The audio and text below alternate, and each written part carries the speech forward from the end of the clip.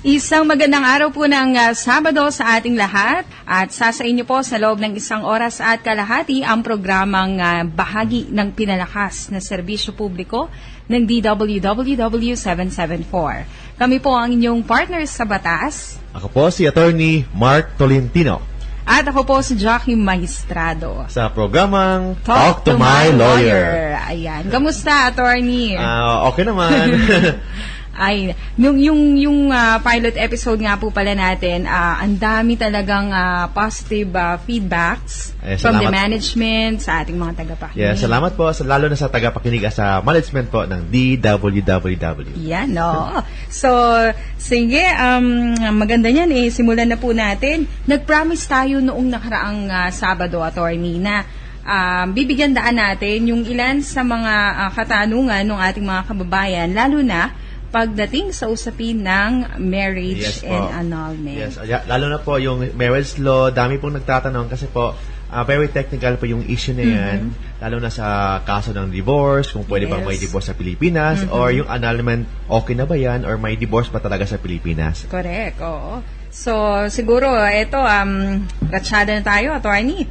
Ito po, unang katanungan, galing kay Luz ng Quezon City. Sabi niya, gusto po ng babae, 10,000 a month. Ang gusto ng babae na sustento. Yes, tama. Pero wala namang work ang lalaki. Saan kukuha ng pera yun? Sustento sa kanya o sa anak ba niya? Sa anak niya. Kasi po, yung support po kasi ng bata, according to the family code ng Pilipinas, is joint. When I say joint, ang may obligation to give support, hindi lang si tatay, kundi si nanay din. So it means, when I say, wala pong formula kung magkano dapat ang bibigay ni tatay sa kaniyang anak. So, depende po yan sa needs ng bata at saka depende din yan sa income ng parents. But whatever is the income of the parents, whatever is the income na income po ng nanay, ni tatay, at saka needs ng bata should be kailangan reasonable lang din. So, it means, for example, ang needs ng bata is 10,000 a month. So, pwede si tatay 5,000, si nanay 5,000. Okay, so, pero may pahabol siya dito, Attorney. 2 anak, yung panganay. Panganay ni? Hindi malinaw, pero sigurado daw, anak niya yung isa. Okay. So, siguro ito yung babae, no? Yung nagtatanong, si Nanay Luz, ang anak niya, lalaki. Yung isa, hindi siguradong kanya, sa anak niya. Dahil noon, nagbuntis si babae, nagloko siya. Kaya siya naghiwalay. So, it means, pag hindi niya anak yung bata, kasi po, nakalagay sa batas, pag kasal po si tatay at si nanay, there's a presumption na yung bata, anak po ni tatay. There's a presumption in the law. Of course, yung presumption is only a presumption. So, hindi siya conclusive. So, it means pwede nyo i-question yung paternity po ng bata.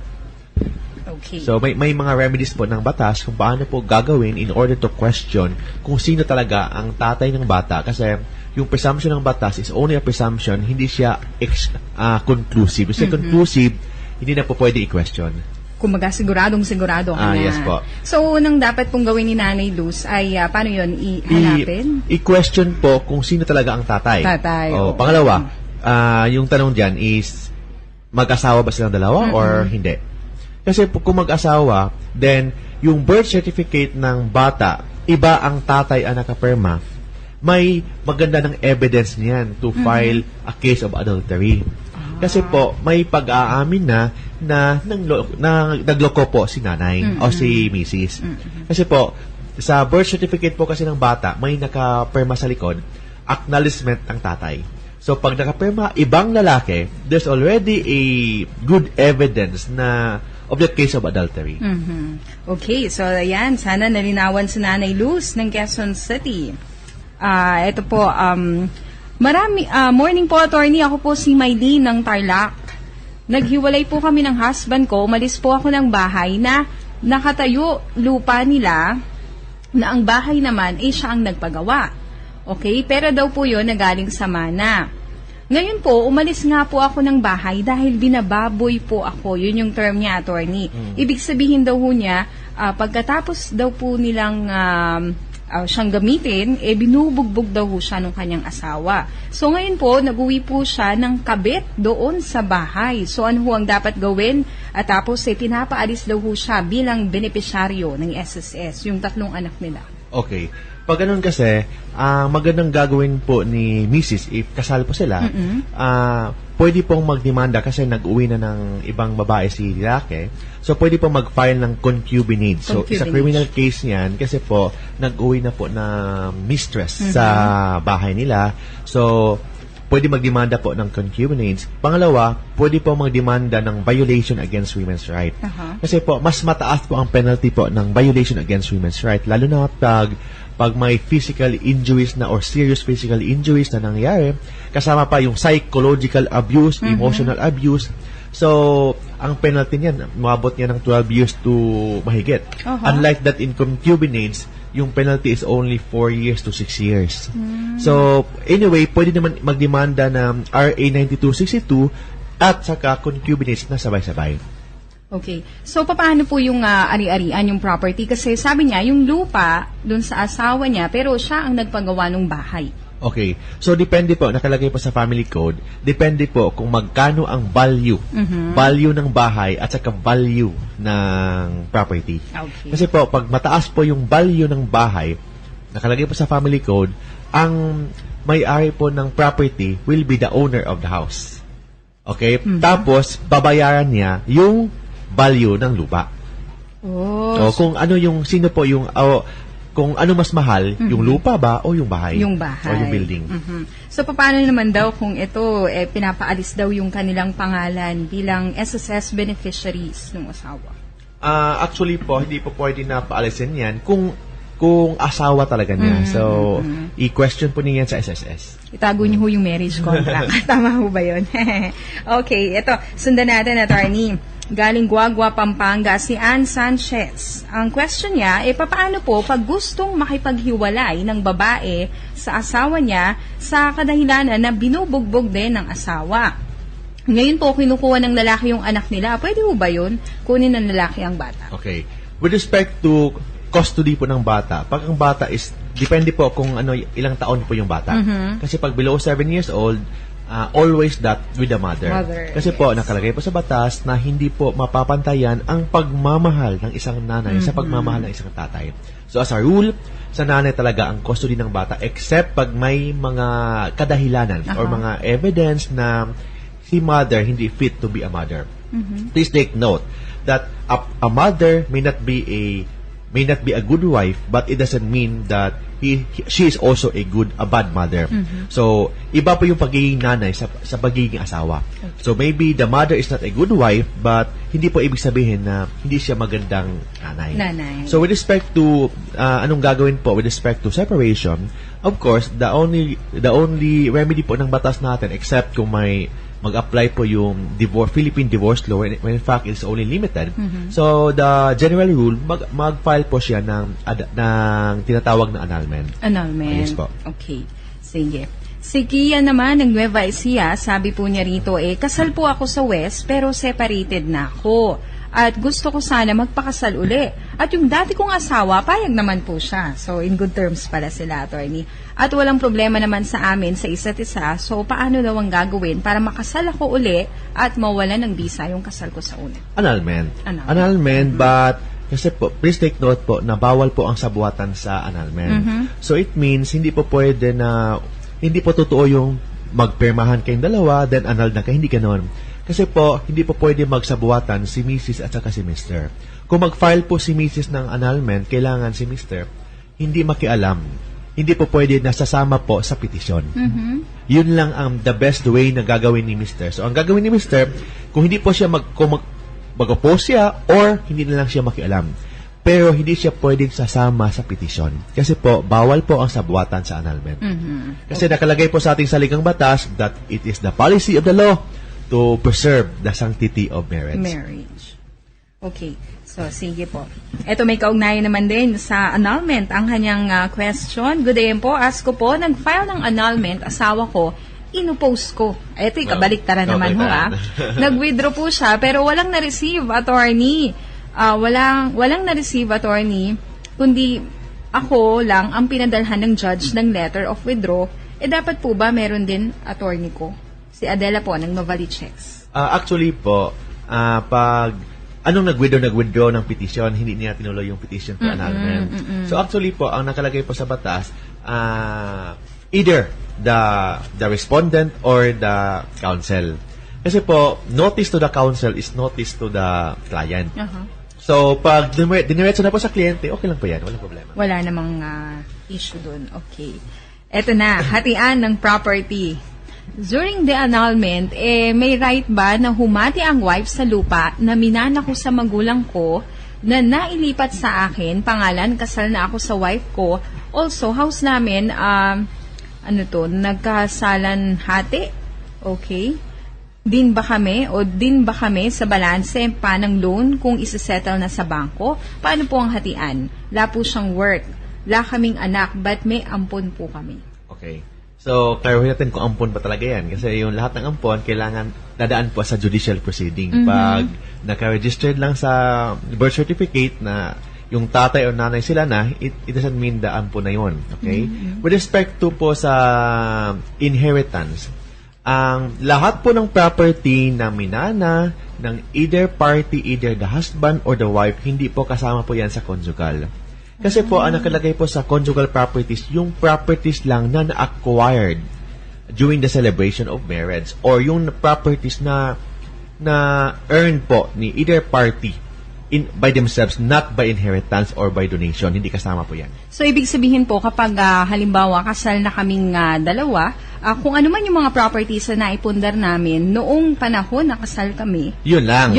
Pero yung mga properties na minanaw nyo, either, for example, minanaw ni husband sa kaniyang magulang, hindi po kasama yan. Okay. Or lahat ng properties na na-acquired either parties by donation, hindi po kasama. So, hindi kasama po yun. Okay. So, ito. Hello, Attorney and Jackie. Morning po sa inyo. May habol ba ako sa bahay na tinitirahan ko? Di kami ang bumili. Ang anak ng unang asawa ko ang bumili sa halagang 20,000. Sila din po ang nagpabakod. Pero, bago po nito, pinabakuran at binayaran, ay matagal na kaming nakapagpatayo dito ng bahay. Gumastos kami ng 10,000. Ayun, patay na yung asawa ko, patay na ang unang asawa ko at muli nakapag-asawang muli. Okay? So, nakapag-asawa siya muli? Yes. Okay. At may habol ba ako simulat sa poll? Kami na po yung nagpaayos, yung sa damuhan pa lang, kami daw yung, yan daw, nag-consensus daw sila doon sa barangay. Isa pa, right lang po ba na ibenta ng old kong anak ng unang asawa ko, kaya gusto nila itong ibenta, gawa ng asawa ko daw, wala na daw karapatan. Oh, yeah. Okay. So clear po yan. So, depende po yan sa kung sino po ang yung owner ng property. So, because basic yan sa common sense po natin that you cannot sell a property that you do not own. So, kung sino po ang nakalagay po sa title, so siya yung may-ari ng property. So, not because na ikaw yung nakatira dyan, matagal na ka nandyan, but yung titulo po ng properties na yan is actually nakalagay ibang tao. So, of course, yung own po ng property is possession po is different from ownership. Okay? Except pag yung pag-possess po ng property is with the value of ownership. So, ripen po yan into ownership if you possess the property for more than 30 years. But, kailangan po ang pag-possess po ng property with the nature of the right of ownership. So, iba kasi po ang ownership, iba ang possession. So, yun yan. Okay. Attorney, marami pa ritong mga nagpadala ng mensahe, pero pansamantala, magbibigay daan po muna tayo sa ilang paalaala doon sa ating mga kababayan na nag-aabang. Ano ba ang magiging topic for today ni Attorney? Yung batas senior citizen. Ayan. So, mamaya hong 6:30 sa ating after the 6:30 break ay bibigyan daan po namin yung inyong mga concerns na may kinalaman sa karapatan ng ating mga lolo't lola. At maaaring na rin ho kayong magpadala ng inyong mensahe sa pamagitan ng ating text line 0947-660-8633. Huwag kakalimutan po yung inyong name and location. At maaari din ho kayong tumawag sa amin sa 661-8464 at 661-8466. Yes, we're back. At narito pa po yung mga katanungan na sasagutin ng libre ni Attorney Mark. Okay, About sa family law naman yan, di ba? Favorite questions po ng bayan. Maraming may problema sa pamilya. Okay, pagsasama. Ito po, tanong po, sayang walang pangalan, no? Pero ito, sabi niya, tanong ko din po, yung partner ko, 6 years nang hiwalay, nang magsama kami. Until now, nagsasama pa rin po kami. Posible ba, attorney, na makapagpakasal po kaming dalawa? Actually po, walang expiration ang marriage. Very clear po yan. Okay? Kasi po, kung walang annulment, kahit na 5 years, 10 years, 20 years na kayong hiwalay, kasal pa rin kayo.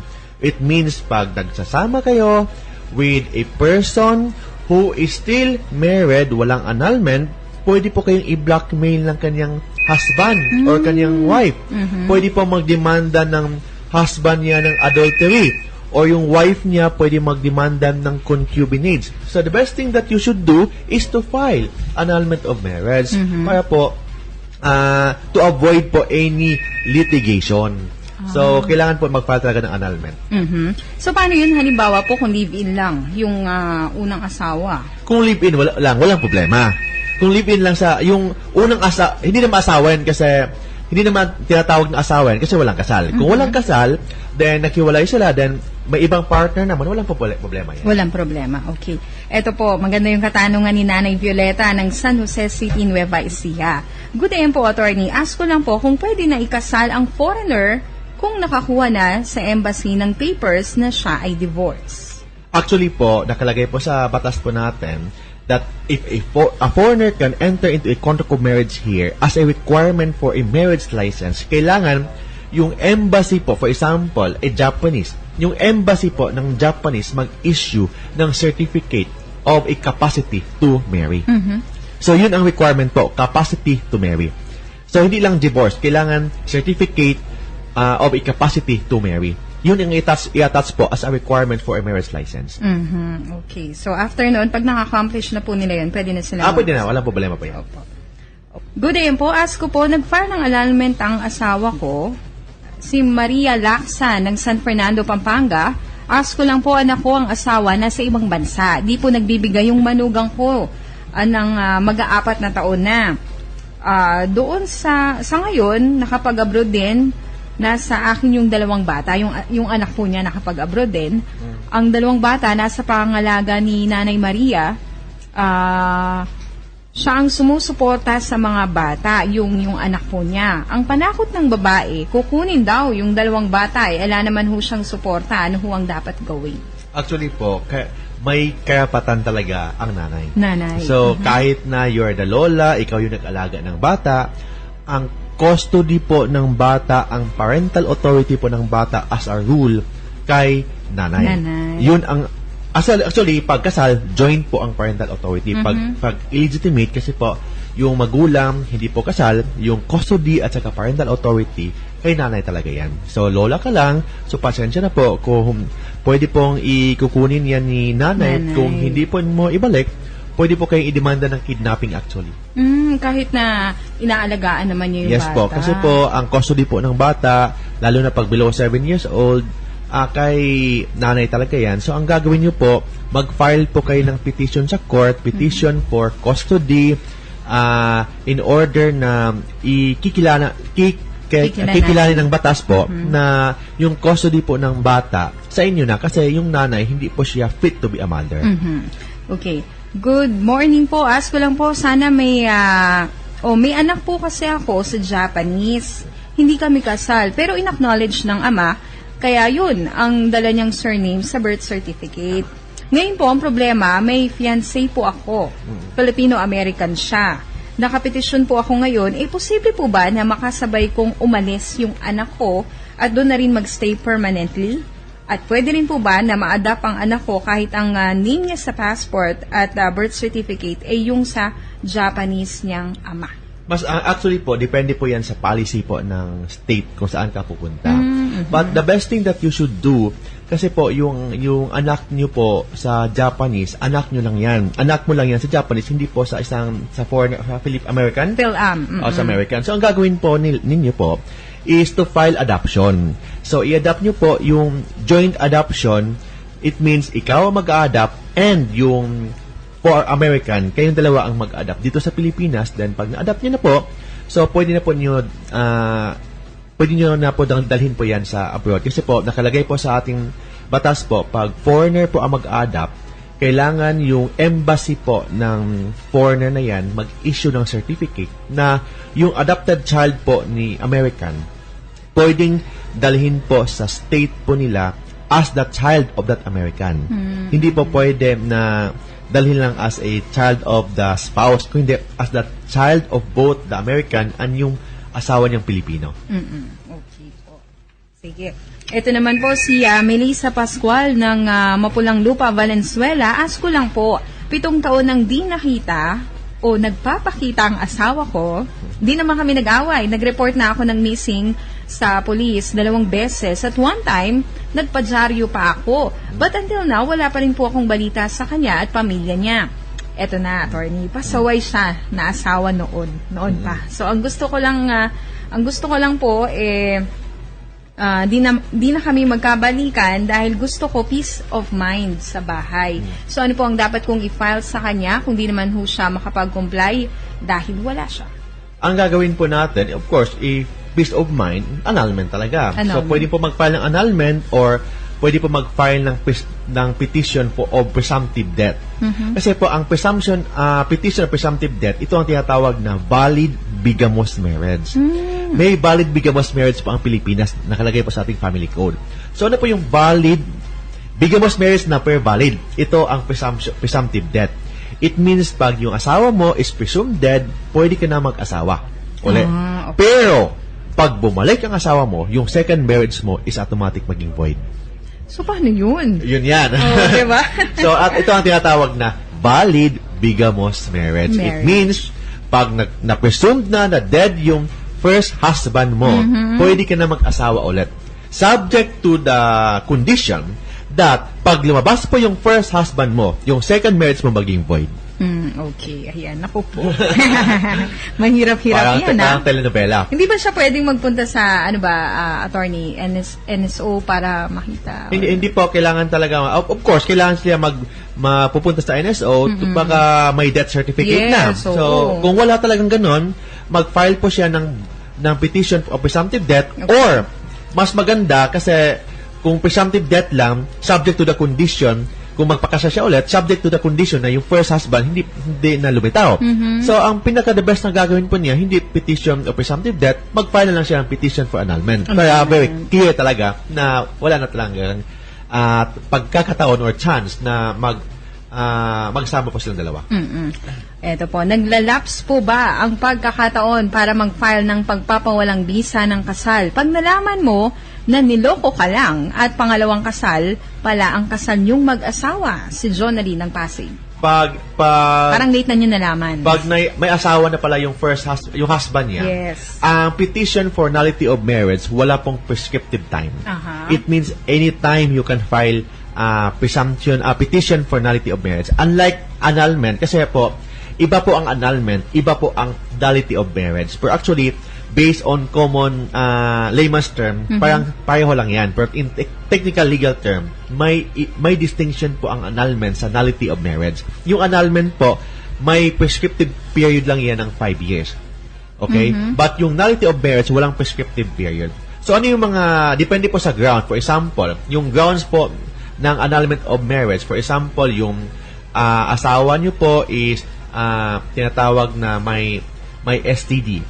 Okay. So, pag may STD, at the time na alam na of the celebration of marriage, or at the time na alam mo na may STD ang asawa mo, 5 years yon. Or, for example, impotent po ang asawa mo. Okay? When say impotent, of course, wala siyang capacity to... Actually, ang impotent, iba po yun sa parang fertility, parang gano'n sa medical term. Kasi impotent, hindi po tatayo. Okay. Hindi po titigas. Pag ganon, pag within 5 years, kailangan mag-file ka ng annulment. Okay? From the celebration of marriage. So, it means may 5-year period. Of course, within 5 years, of course, you already know na impotent yung husband mo. So, yun ang may tinatawag na 5 years period. But yung nullity of marriage, like psychological incapacity, bigamous marriage, marriage against public policy kasi po yung asawa mo pala, kapatid mo pala, hindi mo alam. Kung ganon, wala pong prescriptive period yan. Ayan. So, malinaw po, 5 years kapag annulment, pag nullity of marriage, walang prescriptive Yes, period. Okay.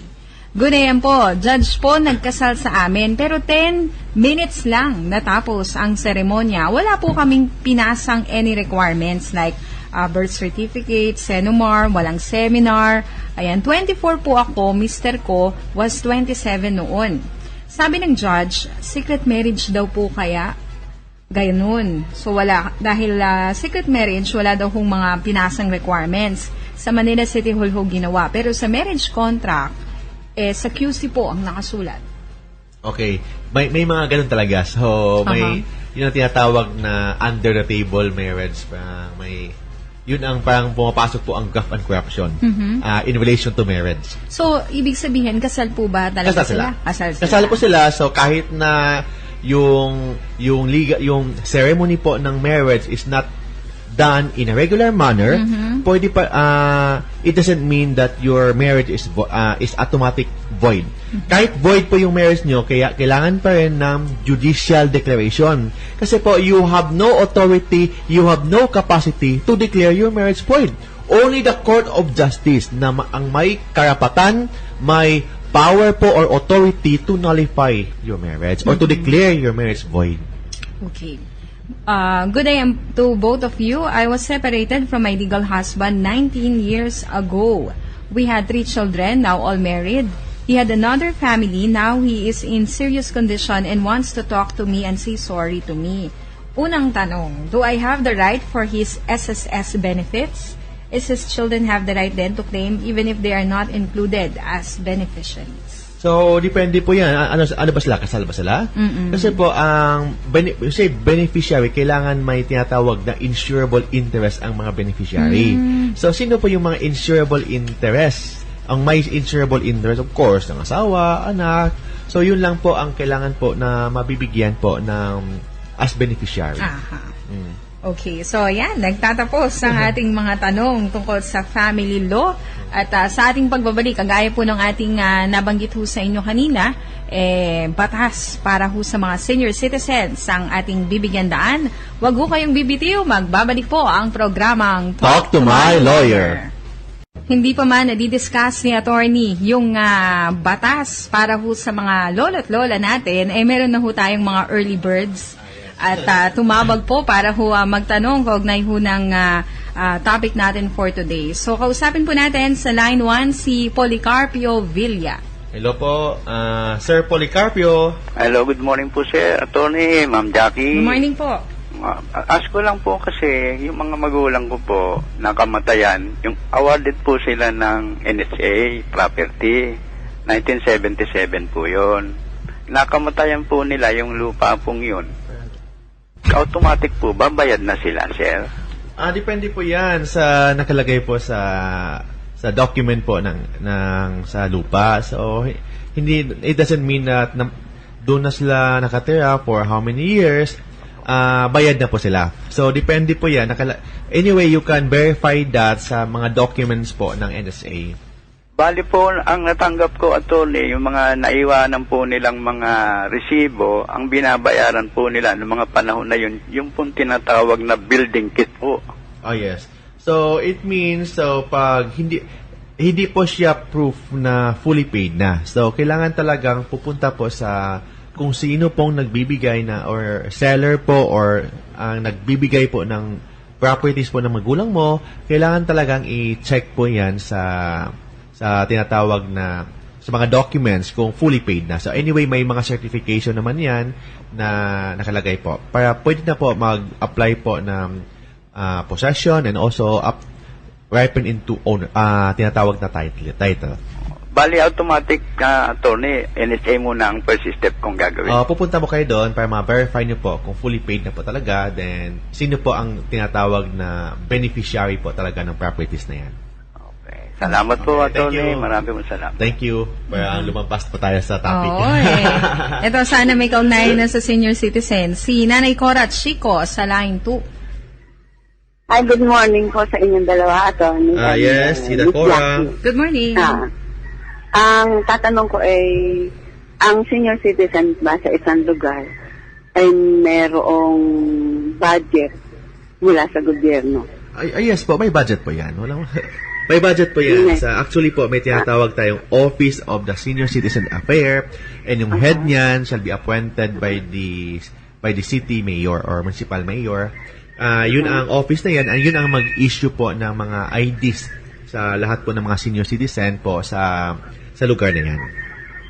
Pero halimbawa sa pagpapagawa ng building para gawing pulungan ng mga senior citizen, may budget bang nakaalat ang government doon? Kulungan ng mga senior citizen? Yung halimbawa hall. Hall. So, depende po. Of course, hindi siya mandatory. Depende po talaga yan sa budget po ng city or municipality. So, po, pag may budget, anyway, hindi naman kailangan ng government yan. Pwede naman yan isang NGO for the center po ng mga senior citizen. So, pag may ganyan, may tinatawag po tayo sa batas ng mga discount po sa electricity, sa tubig. So, depende po yan sa budget po talaga. So, hindi siya mandatory. So, depende po sa era or sa income po ng isang munisipyo o isang syudad. Yes po. So, nasa munisipyo ang pagpapasya kung ipagpapagawa ang yes mga po. senior citizen. Hindi lang po talaga sa munisipyo. Anyway, may budget po yung Congress or sa Office of the President. So, depende po kung may nakalaan po na budget. So, pwede pong gamitin yan to build a senior citizen hall. Okay. Isa pang tanong, attorney. Ang mga senior citizen ba ay dapat kolektahan ng butaw buwan-buwan tuwing magmi-meeting?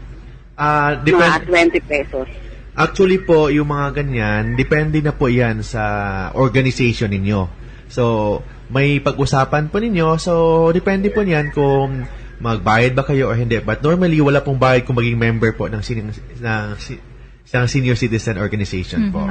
Sa ID kasi, 15 pesos. Actually po, yung binabayaran nyo po, yung ID lang. Kasi I think may expenses din yan, yung pagpagawa ng ID. Tapos bukod pa dun sa ID, pagka nag-member ka, yung tuwing meeting nga, nangolekta sila ng 20 pesos. I think yung 20 pesos na yan, parang sinking fund yata yan ng senior citizen organization po ng inyong municipality. But hindi po siya mandatory na kalagay po sa batas kasi po every senior citizen organization or city or sa municipality, may silang organization, and yung organization na yan, mag-meeting po lahat ng senior citizen, so depende po sa kasunduan nyo po. Okay po. Sige po, marami pong salamat, Nanay Cora at Chico. Kaya kapag merong mga pulong ho regarding senior citizen sa lugar nyo, dumalo ho kayo para i-raise yung concern. Tama po yan. Ayan, so eto na. Okay, so batas sa senior citizen. So, unang-una po, attorney, bigyan nyo kami ng backgrounder. Bakit po naisabatas itong senior citizen law? Actually po, naisibatas po yung senior citizens law kasi po nakalagay po sa ating saligang batas. Sa ating saligang batas nakalagay po na it is the policy of the state to promote social justice. So, actually, social justice po na batas po ito. So, social legislation po yan. Kasi social legislation, bakit po na may batas about this one? Because po, ina-acknowledge po ng batas that if you are 60 years old and below or more, yung earning capacity mo, bababa. So, it means, kailangan at least pagbigyan natin ng discount. Yun ang ibig sabihin yan. Kasi po, iba naman yung sa prime years mo that you will earn more. Pag you are 60 years old and above, of course, wala na pong masyadong employment opportunities. So that's why at least bibigyan naman ng discount, and mas marami po yung needs, lalo sa mga medicines, ang mga senior citizen. So that's why nakalagay pa sa batas na hindi lang 20% discount sa medicine, value-added tax exempt pa sila. Wow, ayan. Ang ganda talaga maging senior citizen. Pero definition of term, attorney, sino ba ang sakop ng termino na senior citizen? Ang senior citizen po, very clear po nakalagay po sa ating batas that he or she must be a resident citizen. of the Philippines and at least 60 years old. So It dapat, means, if you are a Filipino citizen, but residente po kayo ng Estados Unidos, you cannot avail the senior citizens benefits and privileges. Or, even though you are a resident of Pasay City, but you are an American, you cannot avail the benefits. Kailangan po yung tatlong requirements meron. Ano yon? Resident ng Pilipinas, pangalawa, citizen ng Pilipinas, at pangatlo, must be at least 60 years old. so hindi ka pasok sa pagiging senior citizen kung ikaw ay 59 years old and half. Tama po yan. Okay. Or even though Pilipino po kayo, but nakatira po kayo sa Estados Unidos, you cannot avail the benefits po ng senior citizen. Oh. So, discuss na natin yung mga benepisyo po at privileges, mga perks na binigay ho ng ating batas sa mga senior citizen. Okay po. So, yung mga nakalagay po sa batas po natin with respect to senior citizen, so first, may tinatawag tayong 20% discount on the purchase of mga goods and services, like sa purchase ng medicines, yung mga professional fees of the attending physicians, or yung mga professional health, yung mga dentist, or other health care services. Mga dental services, may 20% din kayo. Sa actual fare of the land transportation travel, like public utility buses, jeepneys, AUV, shuttle services, LRT, MRT, PNR, may discount din kayo.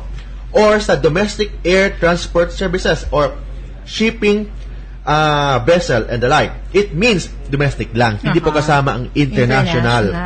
And also sa hotels, sa restaurants, sa recreation, sa mga theaters, sa mga tinatawag nating cinema houses, concert, mga circus or leisure or amusement services, may tinatawag tayong 20% discount plus exempt po sa value-added tax. Bakit po exempt po sa value-added tax? Kasi po, dati pa po, mayroon na tayong senior citizens law, 20% na yan. But, after the senior citizens law, may batas about value-added tax. So, it means 20% plus 12%, 8% discount na lang. So, based po sa expanded senior citizens law, aside sa 20%, in-exempt po ng batas sa value-added tax to serve naman ang purpose ng batas. Kasi po, 20% minus 12%, 8% pa na lang. So, hindi siya na-serve po yung purpose ng batas. So, under the new senior citizens law, aside sa 20% discount, exempt pa sila sa VAT. So, ano po yung mga discount naman na binigay ng batas sa ating mga lolo't lola? So, aside sa 20% discount, may discount pa sila sa tinatawag na water and electricity bill. Talaga? Yes.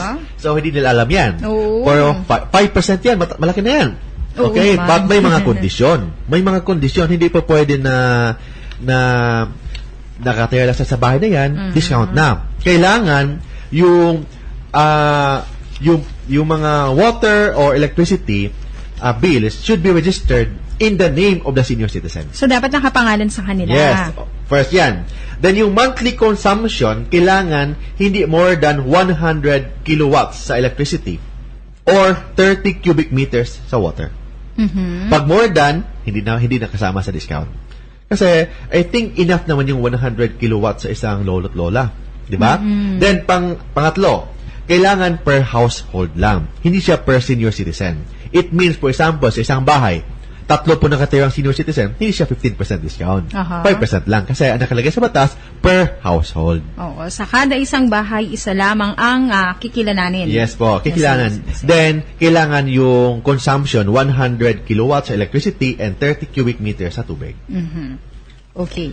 So, ano-ano po ang mga transaksyon ng senior citizens na may 20% discount at yung kaninang nabanggit po ninyo, attorney, yung exempted sa value-added tax? So, yun ang sinasabi ko kanina, yung sa purchase po ng mga medicines, professional fees of the attending physicians, professional fees of the licensed professional health service, so medical and dental service, actual fares of land transportation, actual fares of domestic air transportation and sea shipping vessel. Domestic lang ha? Aha. Utilization of services in hotels, recreation centers, restaurant, and admission sa mga theaters, cinema, sa mga tinatawag na amusement parks. May discount pa sa funeral and burial services. Meron ba? Yes po. Oh. Pero kailangan sila yung namatay. Hindi po pwede na yung namatay yung iba. Ayun. Wag muna. Okay. Meron pa ba? So, yun ang tinatawag na 20% discount. So, may tinatawag pa din tayong 5% special discount. Yung 5% special discount, ito yung sa mga basic necessities and prime commodities.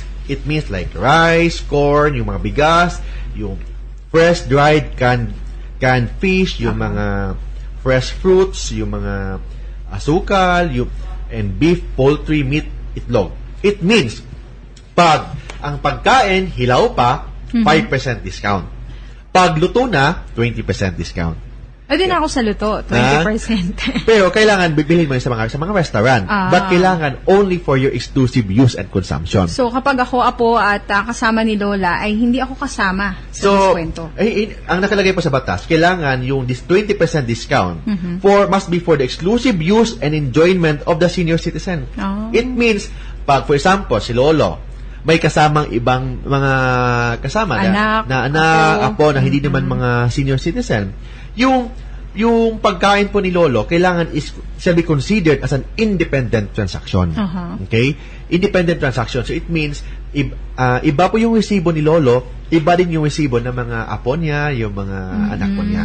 Then, ang tanong, how about yung mga take-out? Ayan na, oo. Take home, drive-thru. For example, pupunta ka sa isang restaurant, may mga drive-thru. So yan eh. So, is it also considered as a may 20% discount? Yes. Pero kailangan may mga kondisyon. Na naman? Yes, may mga kondisyon. Ano yung mga kondisyon? Kailangan yung senior citizen must be present. Hindi po pwede na wala. And siya yung nag-order. And must show his or her valid senior citizen ID card. Okay? So, kailangan ganon. So, kailangan nandun po si Lolo, then siya po yung nag-order. Then, kailangan must be for his or her exclusive use. Hindi po pwede na marami po yung orderin po ni Lolo sa take home, take out, or whatever. So, kailangan for his or her exclusive use lang. Paano po halimbawa, ako yung naatasan, kinatawan ako ni Lolo at Lola kasi nasa bahay pwede ba akong pwede ko bang magamit yung senior citizen na card or yung benepisyo ni Lolo para yung bibiling ko naman sa kanya? Pwede po ba yun? Actually, pwede po yan, pero may condition naman. Ano naman? Kailangan sa medicines lang and grocery.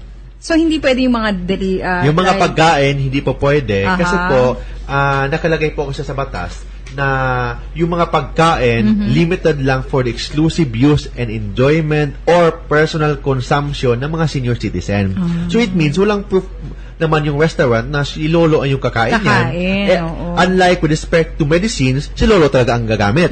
So, it means proxy pwede pong mag-avail po ng senior citizen but only for medicines and grocery. Hindi po kasama ang pagkain or sa mga cinemas, mga ganyan.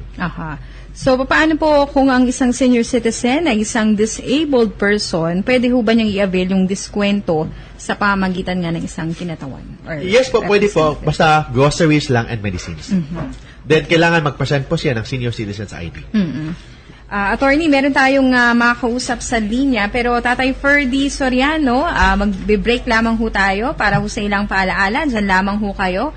At doon sa ating mga kababayan na meron hong mga issue na gustong i-raise, kaugnay ho ng ating pinag-uusapan ngayon, may kinalaman sa ating mga senior citizens, ay po pwede ho kayong tumawag sa 661-8464, 661-8466. Tayo pinagbabalik sa ating palatuntunan ang programang Talk to My Lawyer. At narito yung ating kababayan sa linya, si Ferdy Soriano sa line 1. Yes po, Lolo Ferdy. Hello. Kaya ako tumawag kasi senior din ako. Anong sa expanded senior citizen law? Kasi kung minsan nag-order ako sa Jollibee, para sa mga apo ko. At halimbawa, 3, ako isa. Ba't isa lang ang inaalaw nila? Aha. Ako naman na magbabayad sa 3. Oh, yes po. So, bakit? bakit po? Kasi po, ang 20% senior citizens discount should only be for the exclusive use and enjoyment of the senior citizen. Kayo lang po. It means, yung discount po ng mga senior citizen, kailangan, sa'yo lang po. So, kailangan, dapat ikaw lang ang kakain. Yung mga, kahit na ikaw na po nagbayad, but hindi po ikaw yung kakain, hindi po kasama talaga yan. Nakalagay po sa ating senior citizens law. Nakalagay ba doon? Yes po, tama po yan. Bakit mayroong inanong na memo daw sa DOH ba yun? Department of So, ano pong nakalagay sa memo? Department? Yes po, very clear po sa batas po. Hindi po kasi maglalagay ng memo. Kasi po, memorandum ng isang department should not amend the law. Ang batas po natin is very clear. Ang lahat po ng mga benefits po ng mga senior citizen must be for the exclusive use and enjoyment ng mga senior citizen. Please take note. For example, gusto kong lang malinawan po lahat ng mga tagapakinig na yung mga benefits hindi lang through cash. Kahit na credit card, pwede po mag-avail po ng senior citizens provided that yung credit card nagkapangalan po sa isang senior citizen. Okay na, tatay? Ganon. Opo.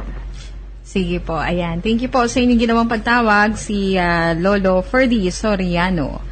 Okay. So, kanina, attorney, nabanggit mo yung mga medical benefits no, ng ating mga senior citizens. So, kasama po ba doon yung diskwento pag bibili sila ng vitamins and minerals and yung mga food supplements na nauuso ngayon? Okay. Yung mga vitamins po and minerals, subject po siya na sa 20% senior citizens discount, provided that it should be prescribed by the attending physician for the prevention, treatment, or diagnosis of a disease. So, it means, yung mga vitamins and minerals, 20% discount per kailangan, may prescription po ng isang doktor. Okay. Yung mga food supplement, may mga ganyan mga food supplement, mga whitening, mga papabata, or whatever, or mga herbal food supplement, wala po siyang 20% discount. Even though may prescription po ng isang doktor. So, it means yung 20% discount, aside sa mga medicines, kasama ang mga vitamins and minerals, basta may prescription po ng doktor. Yun yan. Then, gusto ko lang malinawan po na hindi lang senior citizens ID ang kailangan ang pwedeng i-present po sa mga establishment. Pwede po passport, pwede po any government-issued ID. But provided that yung 3 requirements ma-establish mo. Ano yung mga 3 requirements? Number 1, you must be a citizen of the Philippines. Number 2, you must be a resident of the Philippines. And number 3, you must be at least 60 years old. It means, kailangan nakalagay po sa isang government-issued ID, proof yung 3. So the best proof, passport. Kasi passport, Philippine passport, it means you are a citizen of the Philippines. You are a resident kasi po may nakalagay yung address. And pangatlo, nakalagay yung birthday mo. So that's already enough proof that you are a senior citizens of the Philippines that can avail ng mga benefits na nakalagay po sa ating senior citizens law. So, yung mga government-issued IDs includes yung mga GSIS ID, SSS ID, Voters ID, Driver's License, Postal ID. So, yun ang mga po pwede po. Ayan. Okay. So, meron pa tayong caller sa linya, sa line 1, si Patrick Malana. Good morning, Ma'am Jackie. Good morning. Good morning, attorney. Oh, yes. I'm Attorney Mark. Yes. Concern lang ako, no, kasi ganito yung discount, no. Actually, medyo officer din naman ako sa senior citizen, ano. Ano po ba, bakit itong mga lechon manok ng mga baliwag, mga ganyan ba, no? Mga Goldilocks, yung mga sikat na, ano, hindi sila nagbibigay ng discount. Why? Actually po, kailangan sila magbibigay ng discount. Pwede natin i-demanda yan. Pero, hindi naman kaya mo kakainin yung isang buong manok. So, it means, kailangan hatiin po ba yung manok? Yung 1/4, of course, normally, pag isang tao, ang kayang kakainin is ng manok, 1/4 lang. Aha. So, mga one-fourth na piece ng manok. So, yung one-fourth, doon lang mag-cover ang 20%. Yeah. Kasi po, very clear po na the senior citizens benefits should only be for the exclusive use and enjoyment ng senior citizen or must be for the personal consumption po ng isang senior citizen. And yung Goldilocks, for example, yung cake, hindi mo kayang kakainin ng buong cake. Okay? Or Slice lang. O isang slice lang ang may 20%. Pwede. O yung manok, buong manok, hindi mo kayang kakainin po yan. So, yung one-fourth lang. So, very reasonable pa yan. Kung, assuming, yung isang slice, hindi ka bibigyan ng 20% discount, pwede natin i-demanda yan. Actually, it's already a criminal case. But, please take note, pag may abuse po sa pag-avail ng mga benefits, mayroon din criminal liability. So, kailangan natin yan matandaan that kung may obligation po ang mga business establishments to give senior citizen, may obligation din ang mga consumer to protect to respect naman yung ng right ng mga business establishments. So, it means may mga kaparusahan if you violate those rights. Okay. Okay Thank you po. Thank you po, Sir Patrick. Eto na, dako tayo sa ating mga texter. Si Lolo Paulo lang Kabanatuan, sabi niya, paano at saan po mairereklamo ang mga butika na kapag ipinakita na ang senior citizen ID ay nagdadahilang wala na ang naturang gamot o kaya ay hindi daw sapat yung bilang ng naturang gamot sa kanila? Okay po. Pwede natin ireklamo po yan sa Office of the Senior Citizens Affairs ng inyong municipality or ng inyong city. Actually po, it's a criminal case. Pwede po kayong pupunta po sa isang lawyer, then idemanda po natin ang owner po ng isang butika. Kasi po, it's already a criminal case. Ano po yung mga kaparusahan? So, may mga penalties po. Very clear May po. first offense po First yan. offense, may second offense. So, ano po yung mga tinatawag nating penalties? So, pag first offense, may kulong. Kulong po yan. Kulong agad. So, may tinatawag tayong first violation. Imprisonment of not less than 2 years but not more than 6 years. Years of imprisonment or and a fine not less than 50,000 pesos and not more than 100,000 pesos and cancellation of a business permit. It means yung butika po nila pwedeng i-cancel po yung business permit or permit to operate or franchise. First yan. Second, yung owner po ng butika pwedeng po ikulong not less than 2 years, not more than 6 years, and fine of 50,000 pesos to 100,000 pesos. First offense pa lang yan. Pag second offense, mas mabigat pa ang parusa. So, habang bumibigat ang nagiging violation, mas malaki ang kanyang penalty. Yes po. So, kailangan po natin may evidence that pag assuming na nagdadahilan na wala po yung gamot na yan, so pwede po nating idemanda yan. So, that's a very mandatory po kasi ang batas because this is to serve social justice. This is for social justice na batas. So, it means kailangan po nilang being a business establishment, they should respect and they should follow and obey the mandatory provision ng batas. Ano ba yung magagawa ng ating mga lolo't lola? Halimbawa, ganun po yung sitwasyon, paano kukunin nila yung pangalan nung nagsabi? Yes po, kukunin po nila yung... Anong oras? Actually po, may sa every boutique, anong tawag nito? Butika. May mga nakalagay po yung business permit. Kunin nyo kung sinong may-ari niyan, nakalagay diyan. So, pwede natin i-demanda yan. Ayun. So, tignan nyo ho, kung sino hong nakapangalan dun sa negosyo o business. Ito po, good day, Attorney. Kailangan ba talaga na maging member ka ng asosasyon ng senior citizen upang mapabilang ka sa mga tulong benepisyo mula daw po sa local government? Si Lolo Andoy ng Angeles City ang nagtanong. At meron po siyang follow-up question dito.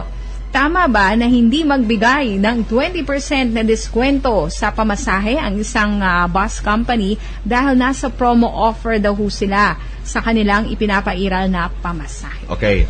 Actually po, nakalagay sa batas, no double discount. When I say no double discount, whichever is more beneficial, yun ang pwedeng gamitin mo.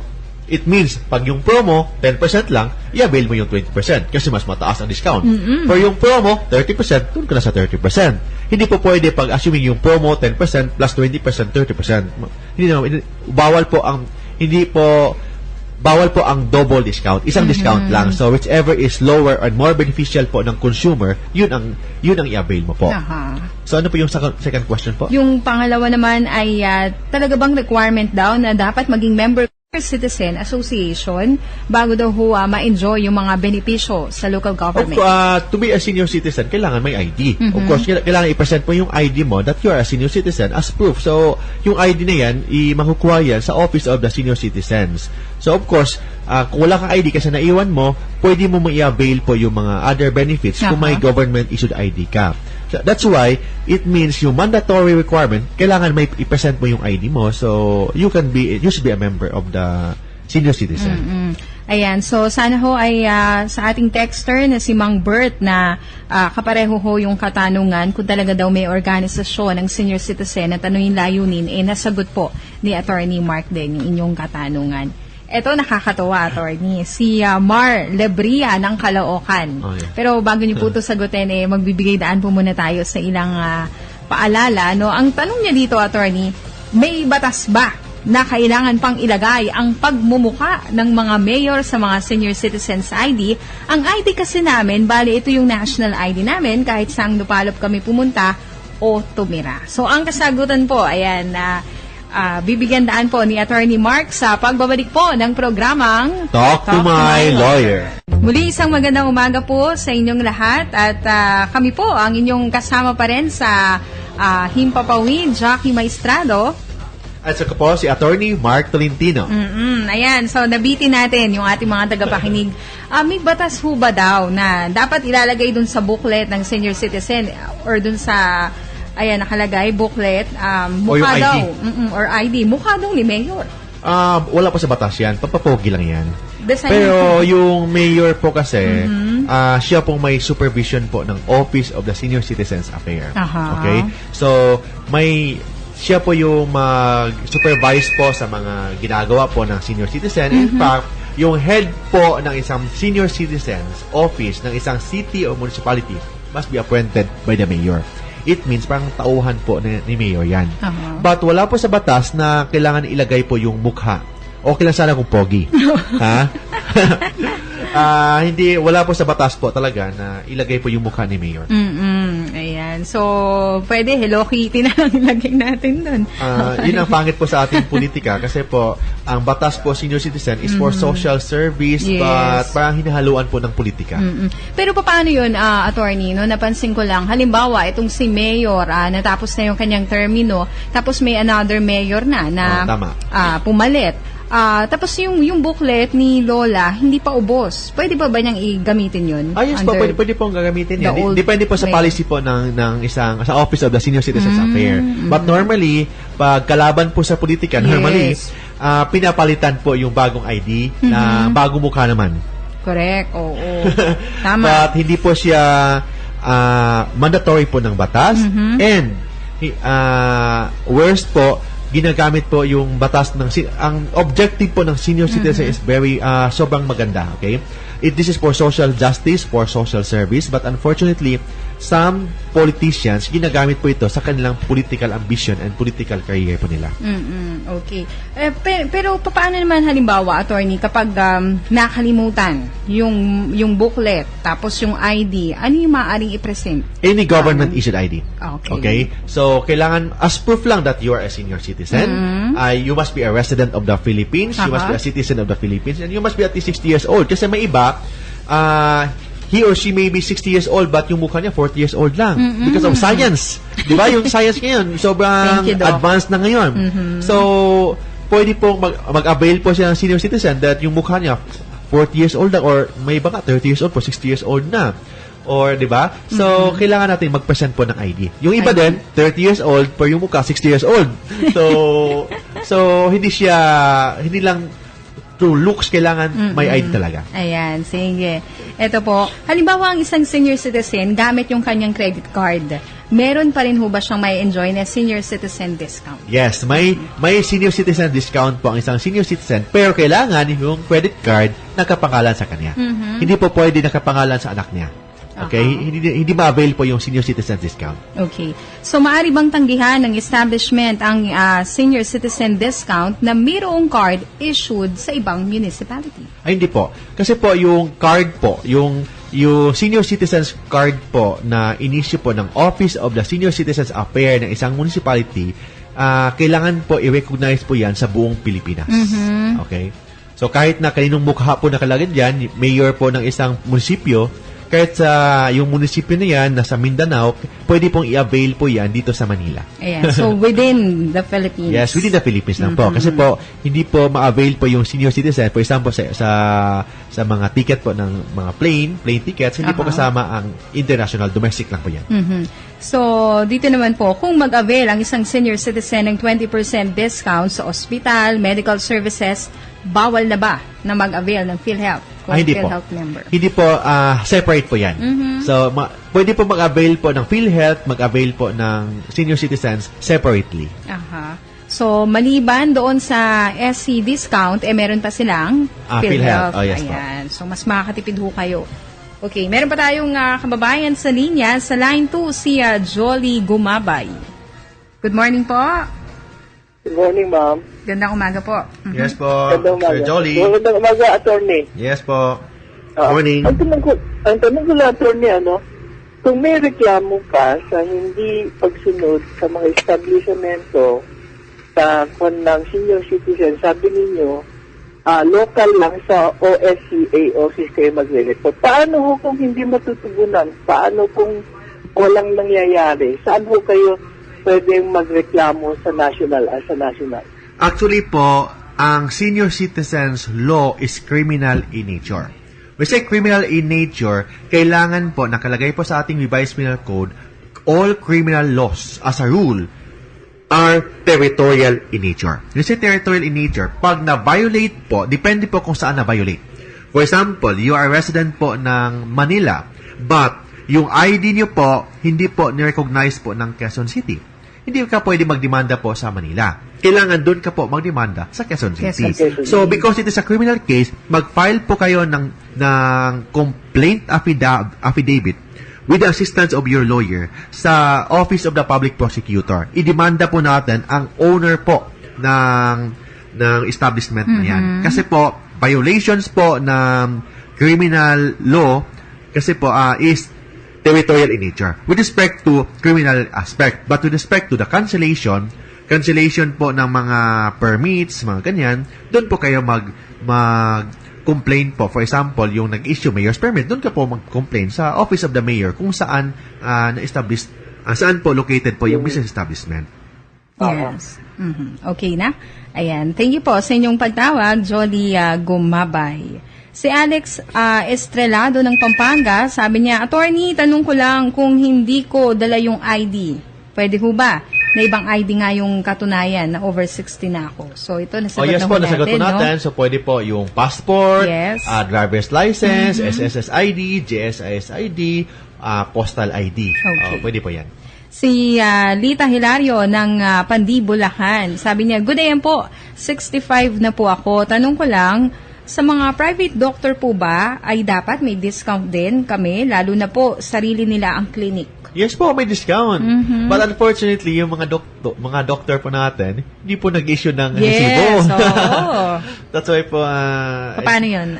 Actually, bawal po yan. Kailangan mag-issue po sila ng resibo kasi income yun eh. Pwede ba sila mag-demand ng resibo? Yes po. Kasi po, that's an income. Aha. Income po yan. So, it means kailangan may resibo. But I don't know yung mga doctors po natin, hindi nag-issue ng resibo kasi daw confidential in nature daw yan. Naku, But of course, iba naman yun sa tax liabilities po nila, iba naman yung nature po ng services po nila sa health services po nila. Okay, so nasa batas po ba na magkaroon ng monthly na butaw ang isang senior citizen bawat barangay? Wala naman pong mga work mga senior citizen. What's butaw? Yung fee, no? Na depende po talaga yan sa bylaws or organization rules and regulation po ng Office of the Senior Citizens Affairs. Yun lang po yan. Pero normally may mga exemption naman yan eh. So yung mga may income, magbabayad na ganyan, yung walang income, libre. So depende po talaga yan sa sa rules and regulation po ng inyong Senior Citizens Affairs Office. Okay, thank you, Bang Merto ng Dasma, Cavite. Si Rafael Malibira ng Navota, sasko lang po kung may makukuha o magkano po ang ma-avail na benepisyo kung namatay na, under ko nun, mother ko nun, May 24. Asko, pwede ho pa rin bang magkaroon ng discount? Ayan. Pag namatay na, wala na discount. Kasi Hindi na pwedeng habulin. Kasi po yung senior citizens discount is personal in nature. When say personal, kay senior citizens lang. So of course, please take note that if may financial assistance po ang nakalagay po sa senior citizens law. Okay? If you are an indigent senior citizen, may tinatawag tayong monthly social pension of 500 pesos. Ay. May 500 pesos social pension. And pag namatay po kayo, may death benefit assistance ng 2,000 pesos. Okay, sige po.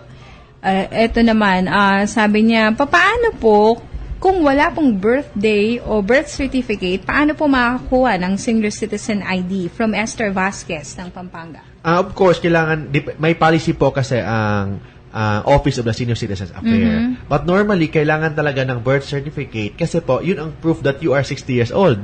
Yun ang proof that you are a citizen of the Philippines. That is a proof that you are a resident. Of course, kailangan natin proof ng ganyan. So, ano yung proof that you are a resident of that city or municipality? Voter's ID, barangay certificate. So, as a resident, citizen, ano yung mga proof that you are a citizen? Of course, kailangan passport ba o birth certificate? Or yun, so, kailangan talagang proof na yan to prove that you are a senior citizen who can avail the benefits ng senior citizens law. Okay, thank you. Good day po, ma'am. Yung asawa ko, 62 na may ID. Sinisingil pa siya ng 1,500. Pero yung 500 daw, pondo daw yun. Yun lamang po, ma'am. Si taga Santo Domingo, Nueva Ecija. So, yun nga, depende po talaga yan sa rules and regulation ng Office of the Senior Citizens Affairs. But normally, may mga exemption yan na hindi ka na pwede magbayad kung you are indigent. Yes. So, ask ko po, hinihingi po ng senior citizen na ID sa Mandaluyong. Di ako binigyan kasi daw, di daw po ako botante ng Mandaluyong. Tama po ba yun? To be a voter is not mandatory. Ang nakalagay sa batas, residente ka lang. So, because a person has the right to vote, also has the right not to vote. Decision po niya yan kung bumoto ba siya or hindi. Decision din po niya kung magpa-registered siya or hindi. Okay? But ang requirement po ng batas, very limited lang. First, citizen po ng Pilipinas, residente po ng Pilipinas, at pangatlo, 60 years old. Hindi nakalagay po that he or she must be a registered voter. Malinaw po yun. Okay, so, good day, attorney. Ask ko po, paano kung patay na yung nakapangalan sa resibo, halimbawa sa bill ng tubig? Dala ko senior card. Baka diskwento pa rin ho ba ako? Si Ruben Punsala ng San Pedro, Laguna. Of course, hindi na. Kasi yung senior citizens benefits, exclusive lang in nature and personal in nature lang. Pagpatay na, di wala na senior citizens. Pwede ba niyang palipat yung pangalan? Halimbawa, si Caro Ben ay senior citizen. Ay, kung senior citizen na si Caro Ben, walang problema. So, ipalipat na lang yung pangalan po ng electricity niya at saka yung tubig, pero may 5% special discount po siya. Pero kailangan yung may subject to the limitation po niya na pag electricity 100 kilowatts and pag tubig 30 cubic meters lang per month. Okay. Hello po, good morning po sa inyo. Tanong ko lang kung paano ba magpa-member ng senior citizen medicine asawa ko kasi wala na po siyang ID. Isa pa, bago lang kasi siya dito, pangalawang asawa ko siya, 67 years old na siya, at ako din pa naman ang asawa niya. Okay, si Virgie ng Bagong Sila. So, kung saan po siya nakatira po, pupunta po sila sa Office of the Senior Citizens Affairs. Yung Office of the Senior Citizens Affairs, under po yan ng Office of the Mayor. So, pupunta po kayo sa isang munisipyo nyo, so tanungin nyo lang po kung ano yung mga requirements as proof. Kung ma-prove nyo lang po yung tatlong requirements na yan, especially proof that you are a resident of that place, so walang problema yan. So, may senior citizens na po kayo, ID. Okay. Sige, babalikan po natin yung ilan pa sa inyong mga katanungan. Madami-dami pa ito sa nalalabing ilang minuto po ng ating palatuntunan. Yes, we're back. At tayo po ay, nalalabing minuto na lamang ng ating palatuntunan. Marami tayong nasagot ngayong umaga. Pero meron akong interesting question, attorney. Oh, yes. Meron akong kakilala rito. Katabi ko lang. Ang tanong niya ay, papaano daw, halimbawa, kung yung senior citizen namatay na, pero yung kaanak, ginagamit pa rin yung kanyang senior citizen's ID and booklet para makapag-purchase halimbawa ng gamot, at ito pa ang masakit. Yung doktor na nagbibigay ho ng prescription, nakisama. Binibigyan pa rin ho ng prescription yung pamilya, at nakakabili naman yung pamilya nung namatay na senior citizen. May liability ba yun? Of course, may liability. Falsification yan. Kasi po, falsification of a public document. Kasi yung ID na yan is a public document per se. And kailangan yan i-surrender po niyan sa Office of the Senior Citizens Affairs kung patay na po yung senior citizen. Kasi po, very clear po yan. Pag by proxy, pwede po mag-avail po ng senior citizens discount, but only limited to medicines and grocery items. Yes. And with respect to representative, kailangan po yung representative mag-present po sa business establishment ng Senior Citizens Office of the Senior Citizens Affairs ID. Second, Senior Citizens Purchase Booklet. Third, a document authorizing the representative.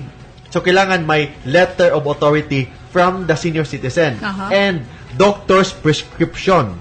So, yun ang mga requirement. So, it means hindi lang kailangan ID, kailangan ng letter of authority, parang SPA or just a letter of authority authorizing the representative to buy all those proper yung mga medicines and groceries. Yes po. So, yung ilan kasi po, may makakakilala rin ako, no? Sila yung representative ng senior citizen. Syempre naman, alam naman natin, yung mga lolo't lola natin, nahihirapan na yung sumulat eh. Yes. So, sila yung sumusulat and then pinapapirmahan na lang doon sa lolo at lola. Pwede po ba yun? Walang problema po yan. Walang problema. So, the best thing, yung maganda nga is tinatawag po natin SPA para very clear po talaga na public document or and notarized by a notary public. So, but hindi siya mandatory.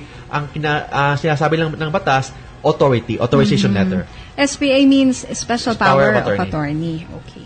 Sige. Ito pa, yung mga katanungan po natin. Good day, attorney, madam. Tanong ko lang po, meron po bang pinaka-main office o national main office, department, ang senior citizen, bukod po sa munisipalidad? Para sa ganun, kung may reklamo sa mga local senior citizen office, may iba kaming malalapitan. Salamat po. Si Lolo Totoy ng Caloocan. Actually po, local po talaga yung Office of the Senior Citizens Affairs. So, so every municipality lang yan. So, of course, I think mayroon silang organization.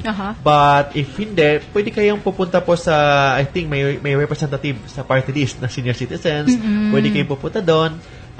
But they are only doing in its legislative nature. But with respect to the supervision po ng senior citizens, local talaga in nature yan. Okay, ito. Good day po, na hospital po ako, ginamit na discount sa bill ay yung PhilHealth ng anak ko. Pwede po bang mag-claim ako ng benepisyo gamit ko yung personal PhilHealth ko? Si Rudy ng Bacoor, Cavite. Actually po, nakalagay po sa batas, pwede po mag-avail po ng senior citizens discount and PhilHealth. So, una, senior citizens muna, then yung sobra, doon i-cover ng PhilHealth. Okay. So, hindi pwedeng dobleng PhilHealth, yung kanya at saka yung sa anak niya. Hindi po pwede yan. Isa lang po. Oo. Hindi, wala na ho kayong babayaran yan. Malulugi na yung ospital. Si Willie Bangit, nagtatanong, attorney, tanong ko po, paano po ko ang senior citizen ay patay na may pera sa bangko? Paano makukuha ng kaanak? Pag may patay na po, of course, kailangan ng subject po yan sa mga tinatawag na inheritance tax bago mo makuha yung pera po sa bangko. So, babawasan pa yun. Mabawasan pa yun ng tax. Then, of course, kailangan under the banking system law, may mga requirements po. I-present po yung death certificate, yung mga, then yung dami pong dadaanan. Hindi siya basta-basta ma-withdraw ang pera sa bangko. Okay. So, madami dito nagtatanong yung mga, botika daw. Hindi nagbibigay pa rin ng mga senior citizen discount Ito, sabi po niya, "Good day, attorney. Bumibili po ako, ang nanay ko, 90 years old, ng bigas at asukal sa malaking tindahan. Ayaw ho magbigay ng diskwento. Hindi daw nila alam yung discount sa senior citizen. Papaano yun?" So, pag ganun, pag hindi po nagbibigay po ng discount, pwede nyo pong idemanda yan criminally or administratively. Criminally, kung saan po nangyari ang krimen, so pwede po kayo mag-file po sa Office of the City Prosecutor ng violation of the Senior Citizens Law. Ang kulong po niyan, 2 years to 6 years imprisonment and a fine of 50,000 pesos to 100,000 pesos. Yun yung pag-criminal.